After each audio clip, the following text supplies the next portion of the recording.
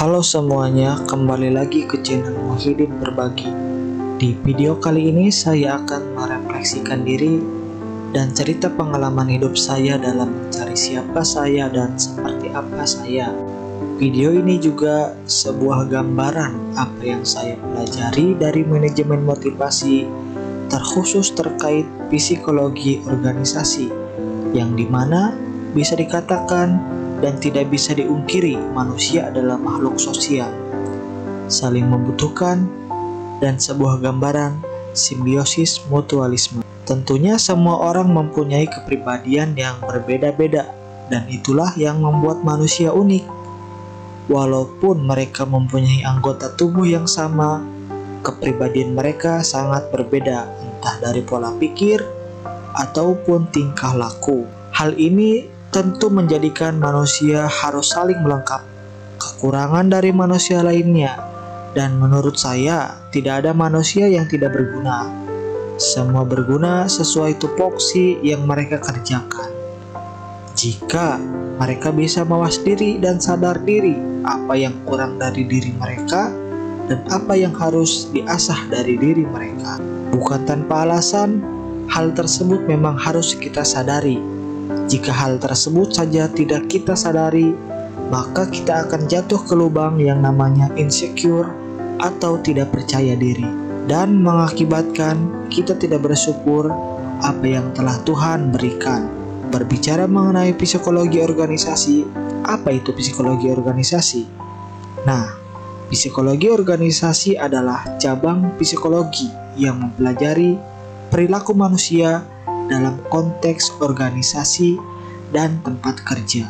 Psikologi organisasi berfokus pada pengembangan teori dan aplikasi praktis untuk meningkatkan kinerja, kepuasan kerja, dan kesejahteraan karyawan dalam organisasi.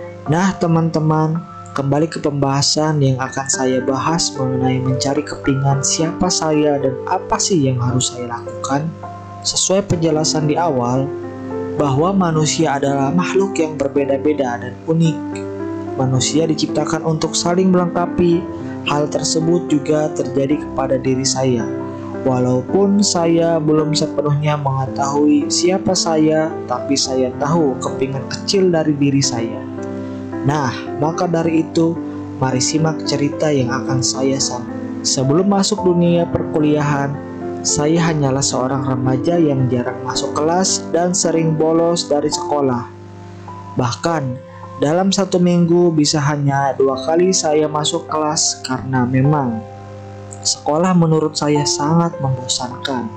Dan ditambah dunia persaingan di sekolah saya tidak terlalu glamor dan tidak terlalu ketat akan eksistensi persaingannya. Dan akhirnya membuat saya berleha-leha dalam menjalankan. Tapi hal tersebut berubah ketika saya masuk dunia perkuliahan, di mana orang seperti saya yang malas dengan sekolah tiba-tiba menjadi orang yang penasaran akan ilmu-ilmu di dunia perkuliahan, di dalam kelas maupun di luar kelas. Di dalam kelas saya penasaran setiap penjelasan dosen dan bahkan bertanya-tanya apa yang menurut saya itu bisa seperti itu. Dan kok bisa jadi seperti itu? Apalagi program studi yang saya ambil adalah ilmu hukum, yang dimana mahasiswa diharuskan aktif dalam pembelajaran dan kritis setiap pembelajaran yang disampaikan. Seiring berjalannya waktu, saya mulai nyaman mencari ilmu di dunia perkuliahan, dan saya memutuskan masuk dalam sebuah organisasi yang menyatukan berbagai macam karakter, sifat, watak, dan pola pikir. Dan saya sangat suka mengamati karakter dari orang-orang organisasi yang saya ikuti. Hal tersebut membuat saya tahu macam-macam orang, ada yang emosian, ada yang pemalu, ada yang canggung, ada yang berisik membicarakan hal-hal yang menurut saya tidak perlu, dan juga ada orang yang pola pikirnya berbeda. Tapi di balik karakter itu semua, mereka saling melengkapi dan menjadi sebuah kesatuan, dan semua berguna bagi organisasi yang mereka ikuti.